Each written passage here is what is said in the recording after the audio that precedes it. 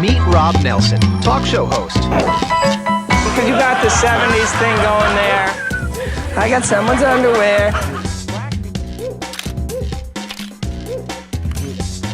Robert Kennedy, thanks for taking a minute. Simple question. Tucker, It's good to see you.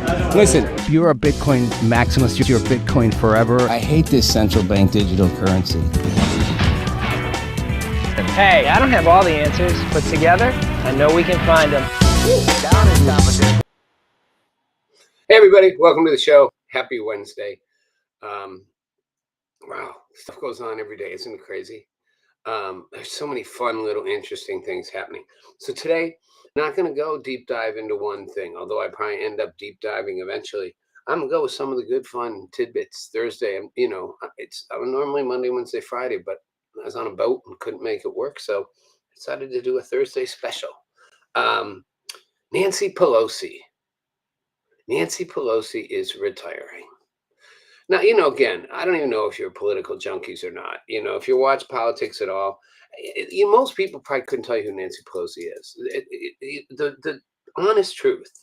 I mean, she is arguably, she might be the longest serving member of the House of Representatives. She's been in office in Congress since 1987. It's basically like almost 40 years. That's a long, long time. And, she was Speaker of the House for a long time. She was a polarizing figure, really ran the party, even with AOC trying to merge up, until Republicans took control of the House in the last election. She was don't mess with Nancy. And she always pretends she's like this nice lady, right? I mean, she does this whole thing, this religious thing, this, she's also like 100. I mean, she's not 100, but I mean, you listen to her talk and move. I mean, she can barely move. The funny thing about these people, they all pick on somebody else for being old. Like Joe Biden was old. Joe Biden acted old. Joe Biden acted older than he was. Donald Trump's same rough age. He acts younger than he is. Nancy Pelosi's right up there. She acts old. She moves old. She sounds old. I think that we need to have she just needs a big I'm not a Nancy Pelosi fan. I never have been. This is not about being conservative or, enjoying the fact that Trump came into office, and disrupted things. Nancy Pelosi has represented the status quo and what's wrong with politics in America and what's wrong with Congress for 40 years. That's like 18 terms. All she did is get reelected and reelected and reelected. Can you imagine? That's a 40-year gig. Who has a 40-year job? Who does anything for 40 years? How long was Jay Leno on? 20 years? How long was Tom Brady a pro football player? 25 years? Who do 40 years, like it's old school, like you work for the factory and after 40, 50 years you retire. You start at 20, you retire at 70, I don't know, 65, whatever, and they give you a gold watch or something. I mean, she made her statement and she said, there's been no greater honor for me than to stand on the House floor and say, I speak for the people of San Francisco. Let me parse this down. There's been no greater honor than to be able to stand in Congress and say, she was congresswoman from California, but also from San Francisco, from the Bay Area. I have truly loved serving as your voice in Congress, and I've always honored the soul of San Francisco. Lord, make me an instrument of thy peace, the anthem of our city. That is why you, my fellow San Franciscans, to be the first to know I will not be seeking re-election to Congress.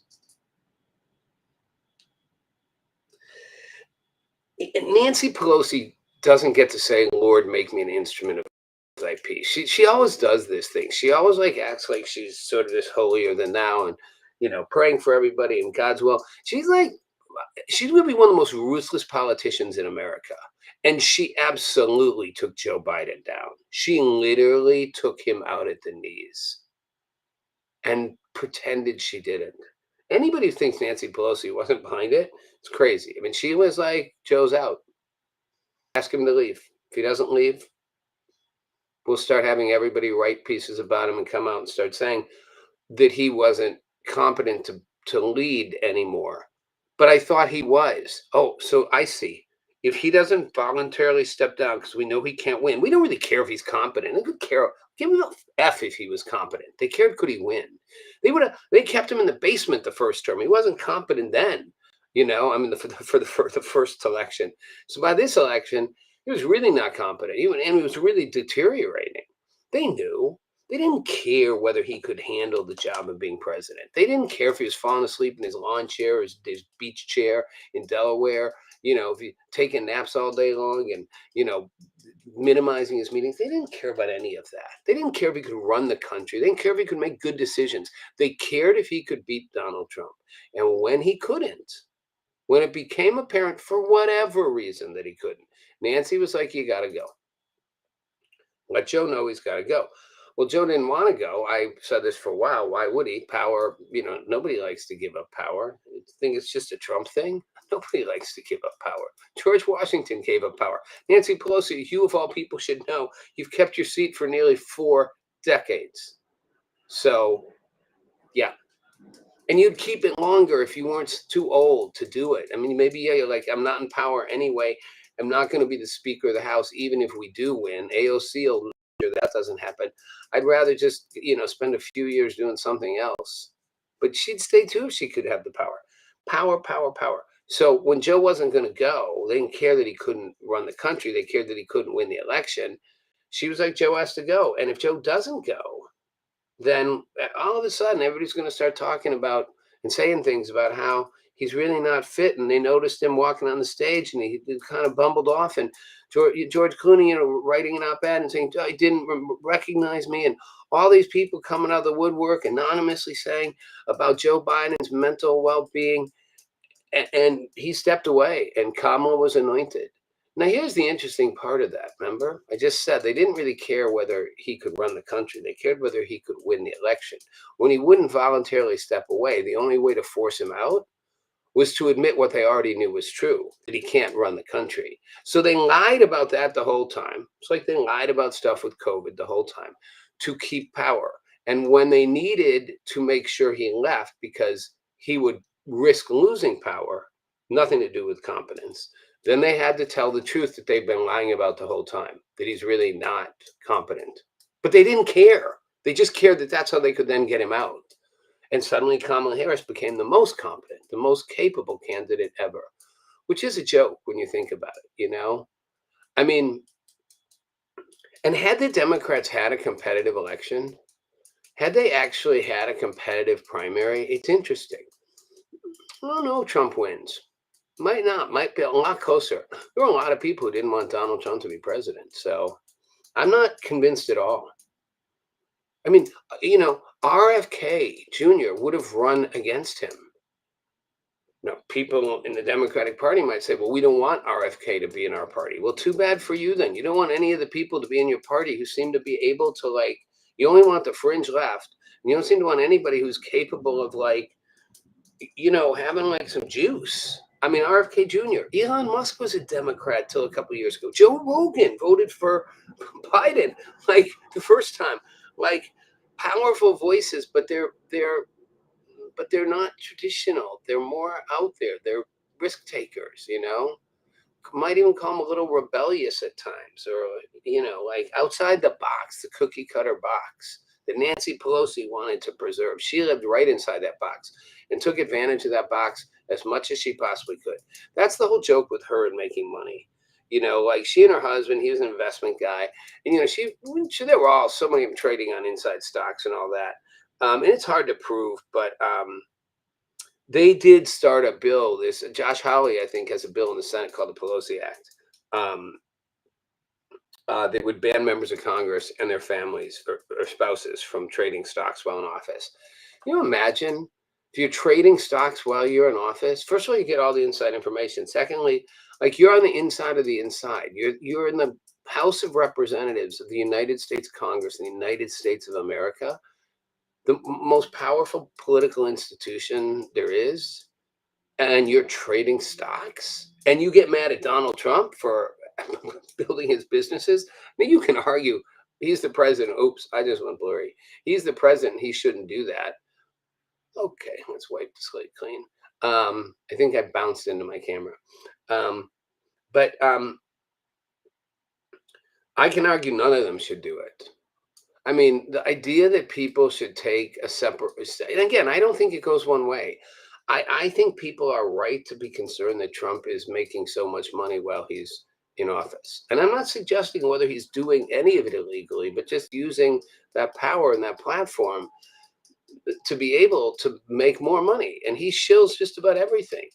But everybody in Congress, get off your high horses, because, you know, you're all trading stocks and making money. So few white sheep in there, like, you know, profiting off the system in so many ways and clinging to power. Meanwhile, you know, Proposition 15 passed in California. So that means they can forget. This is the fun part. Democrats went crazy that Republicans were going to pass a bill in Texas to allow them to gerrymander. And as I've said before on my show, I won't repeat it 100,000,000 degrees, but, you know, gerrymandering is when you just cut up congressional districts to make sure more of one party's voters are in the district. So instead of having nice, even square boxes or whatever side by side, you make like a river. You gerrymander it. I think that's what the word actually means. It's sort of in my head. It always does, like meander around. You cut it up so that you get more Democrats here, and some are over here, and some are here. And, oh, this little chunk here in the middle, this is some Republicans. We want to separate the Republicans so they can't have too many in one block. And if who's ever in power draws up those districts so that they work to their favor. It's been done forever. Sometimes it's ruled unconstitutional. But both sides do it, always have. So Republicans decided to do it in Texas to have some more secure seats, and they control the legislature in Texas. So sure enough, Democrats go crazy. The very same Democrats who'd been redistricting for years in other states, and even had the Supreme Court toss some of them out in Texas and Michigan, Illinois, I mean, all over the place, redistricting efforts by Democrats. Some successful, some not. But very bad, they said. This is very bad. This is how you hijack a democracy. This is the definition of hijacking a democracy. Okay, first of all, then you've been in a democracy too for the last 30, 40 years, because you do the same exact thing as the Republicans do. You both do it. So I guess you're both hijacking democracy, which fair enough. If you want to say we've all hijacked democracy, great. Then, just resign yourselves from office since you're hijacking too. Don't just blame the other side. But the crazy part is, so Gavin Newsom goes, California has a proposition that would prevent that from happening. It's a commission that's supposed to have, it's supposed to have a bipartisan look at. When I rock my head into my camera, I whack it. Yeah. It's supposed to have a bipartisan commission that decides to make them fair. And nobody likes whatever they come out with, and everybody goes to court anyway. But that said, Gavin Newsom decided, let's undo the proposition, and then we'll gerrymander state California so that we can match the Republicans. Okay, fair enough. So now can we all just admit you're all doing it? Two wrongs don't make a right, do they, Gavin? Oh, I guess they do in this case, yes. So we will move away from the bipartisan approach to carving out congressional districts to a completely politicized one in a completely politicized Democratic Assembly and Senate in California to gerrymander, because the Republicans did it in Texas, but the Republicans did it in Texas because and so on and so on and so on. Who did the first gerrymandering? I don't even know. I think Democrats did. But both sides have been doing it. So I'm just sick of the high horses. Nancy Pelosi, Gavin Newsom. You don't really have a high horse. Adam Schiff, especially. You don't have a high horse to stand on now. And you're the ones that stood on the highest horses. Now, when Republicans start standing on the high horse back, which they have done, I get really upset too, because it's like the Mandami stuff, right? Oh, this is the end of America's New York City as we know it. And, or the guy, Jay Jones, one gun, two bullets, three people. And he texts a friend and he put both bullets in at the time the Speaker of the House of Virginia, maybe still is. And people on the right went crazy, like moral high horse. How dare he? And how can this man get elected, and especially Attorney General, when he's threatening killing other members of the political establishment? First of all, he wasn't threatening to kill anyone. He's making a reference, a joke that we all could make. Now, what? Our politicians, our political leaders, not allowed to make jokes? Everybody's swearing, by the way. Everybody's using the F word now, the F-bomb. They're all dropping it. Trump. Why don't Trump drop the F-bomb? They're all swearing. The F-bomb is the most popular one. Kamala used it the other day. This guy, so what? So he said that, he put, it's a metaphorical thing. It's like, it's like Mary fucker kill, it's that idea, like, which again, okay, like we're all so uptight. I don't really think he was inciting violence. I do think Mandami is going to do some messed up things in New York City. I don't think he's going to get a lot of them accomplished, to be honest. I'm not sure how he's going to pull them off. He's got to get some support from the state government in Albany. He's going to lose so many rich people. He's not going to have a tax base. I read somewhere, the people who like Mandami don't like paying bills. They're not big fans of paying bills. That's true. But I will give Mandami credit for one thing. He did what Donald Trump did. And in some ways AOC, but not a little bit. He really said the system is broken. It's rigged. It's not helping you. Remember, AOC primaried a Democrat.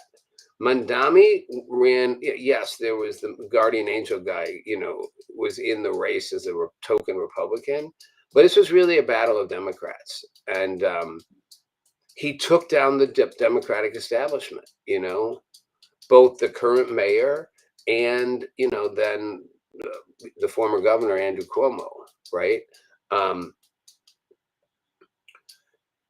And he said the system's rigged. It's broken. It's not just Trump in his eyes or Republicans. The entire system is rigged. This is what I'm going back to the Nancy Pelosi's. They did rig the system.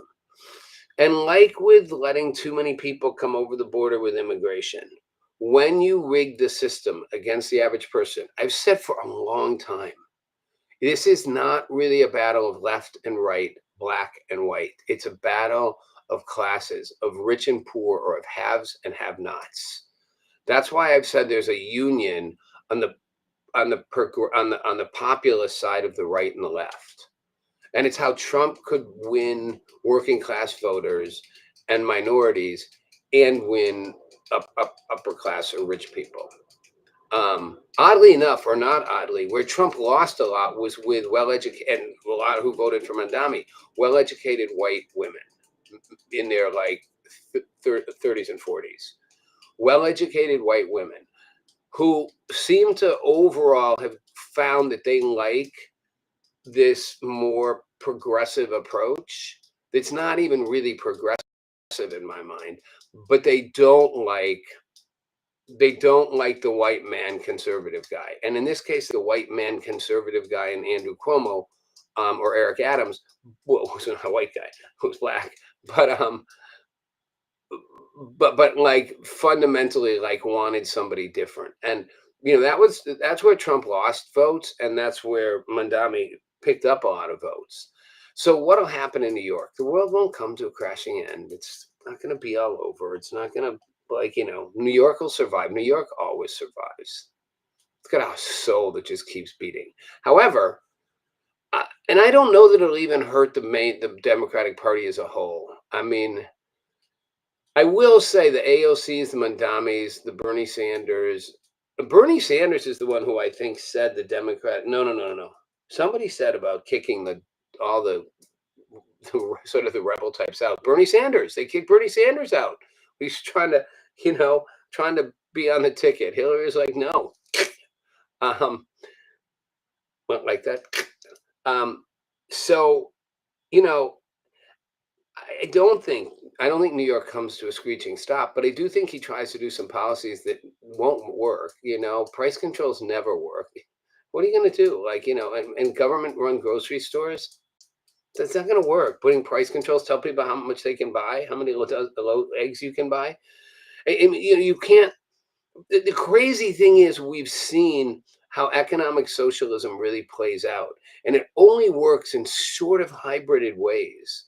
So it didn't work with healthcare in London, although in England, it did provide healthcare for everybody, really inferior healthcare that took often forever to get, could be denied if, especially if you were older or something, you might not get certain, but could also be denied.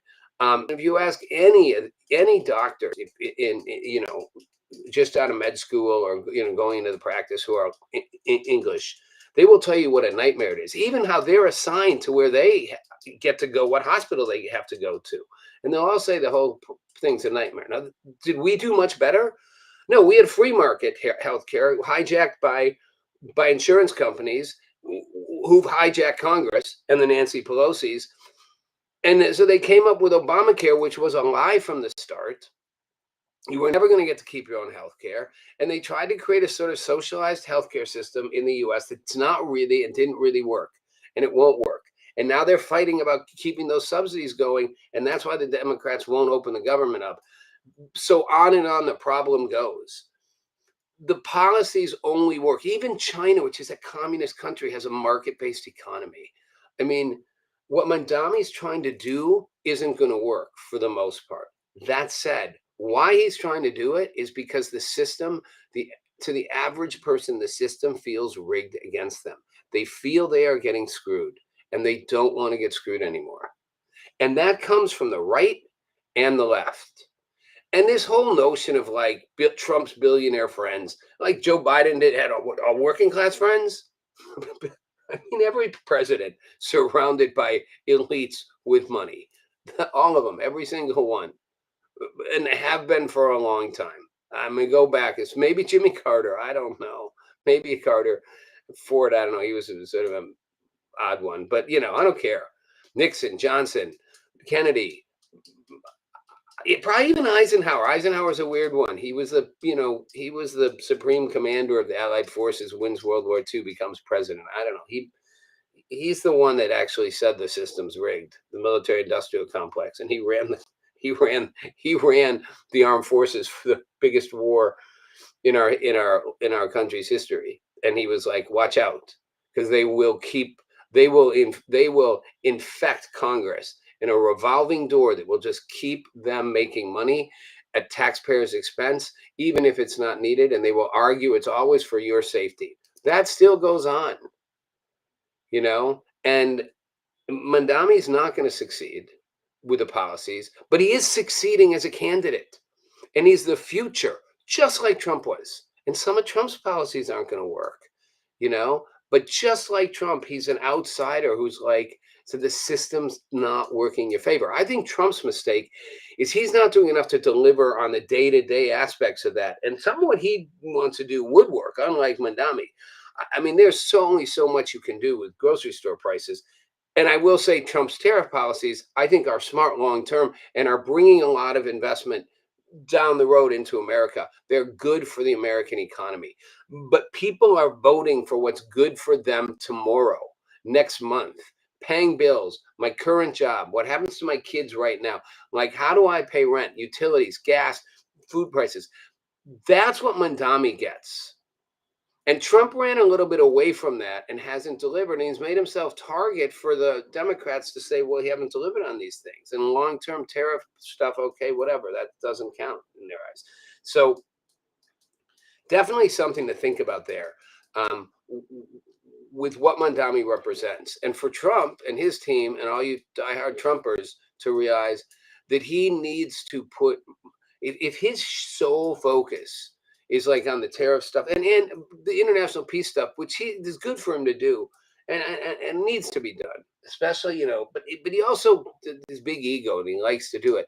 And it's great, like some of it's great. He sort of forgot about Ukraine and Russia, right? Remember that whole war? Remember how that was the biggest story? We all just sort of forgot. Meanwhile, they're killing people left, right, and center every day, right? You never know. Even good old CNN barely would tell you, It's so far in the rearview mirror of news. Hamas is still out there, so Gaza and Israel still in the news for now, although nobody's really given much news on the peace deal. Like, occasionally they break the ceasefire. And probably before we know it, in a week or two, Israel will be rolling tanks in and finishing Hamas off, and then it'll get some more news. But, Trump's focus on these things, it's somewhat mercurial is what I'm saying. And is the obsession with deporting everybody, as I've said before, it's just not, I'm not okay with it. And it's not humane, and it's not kind, and it's not fair. I don't care if they came over the border illegally 20 years ago.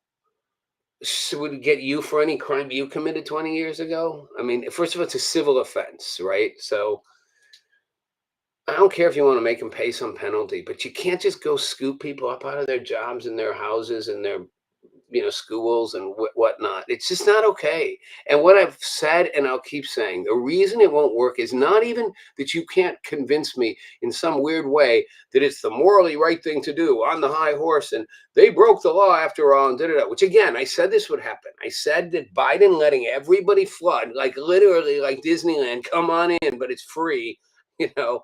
A week of 4 years of free Disneyland, everybody comes running over.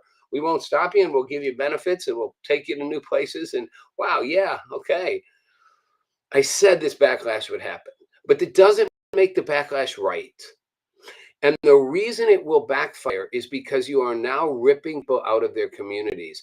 And the people who are all for throwing the scumbags back, the criminals, the drug dealers, the gang members, the rapists, the worst of the worst elements, and for that matter, just about anybody who's come in the last 3 years, because you don't get, sorry, you got in on the free Disneyland thing, bye-bye. But when you rip their community members up, when you rip their neighbors up, they're real neighbors. They're people they have built relationships with. They get mad. And it doesn't matter if they're Republican, because then they're like, it's too far. So I'm hoping Trump backs up a little on that. I don't have a lot of time. And Mandami's not going to succeed at a lot of what he's doing, but he is breaking the mold for a new kind of leader, which Trump did as well. Like I said, AOC a little bit. But the system is rigged. Nancy Pelosi's exit is perfectly timed. And finally, just because I want to squeeze this in, well, let me say, Nancy Pelosi's exit is perfectly timed. After 40 years, couldn't come at a better time. And as Mandami sort of rises to be the first openly Democratic socialist mayor, who's pro-Palestinian and at least marginally anti-Jew of the biggest city of Jews outside of Israel, couldn't make these two things up at the same time. The map is changing. The old guard is either dying or being shoved out. I think there'll be a similar thing in the Republican Party too. Trump doesn't last forever. And I think a new version, and that might be like the turning point type thing, the conservative that, more Christian based, but doesn't have to be Christian, but a new group of leaders is going to rise up and emerge over the more traditional Republicans, the same way it's happening with, the more so-called progressive. I don't like calling progressives because most of them aren't progressives, but the so-called progressive left over the more traditional mainstream Democratic Party. I've said forever, I wrote a book about it years and years ago called Last Call, 10 Common Sense for America's Biggest Problems. You can probably still find it somewhere. It's on Amazon still, but it costs you like $3 at this point. Random House published it. I said then, like 2 decades ago, that we, 15 years ago, whatever, we were heading for this cliff, and our political parties are both broken, and they're corrupt, and they're self-serving, and they serve the interest of the party and the members, and the people they supposedly represent is only a marginally next down the road. And the minute they win office, they're running for re-election already. So they have to then play to the corporate interests and the donors who will get them elected and all that. And that's where the system is busted. And that's why people feel like it's rigged. And that's why it's good riddance to Nancy Pelosi, who I will just say as a sidebar, like, if you want one more fun tidbit for the day, Tesla shareholders approve Musk's $1 trillion pay package. Woohoo! 1 trillion. That's the times we live in. It's more complicated than that. It's a shareholding thing. He keeps us like 13% of shares. That's what the shares are estimated to be worth, depending on the market cap and performance gains. But they wanted to give him the compensation because they're like, he's the innovation. We don't want him to go focus all his energy on SpaceX. He said something interesting. He's like, I wanted enough voting power that I could be dangerous, so to speak. I could have influence, but not so much that you couldn't fire me if I was insane. But nonetheless, $1 trillion compensation package. Wow. Happy Thursday.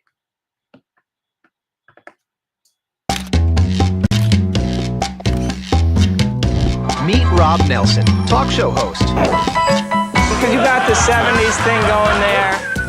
I got someone's underwear.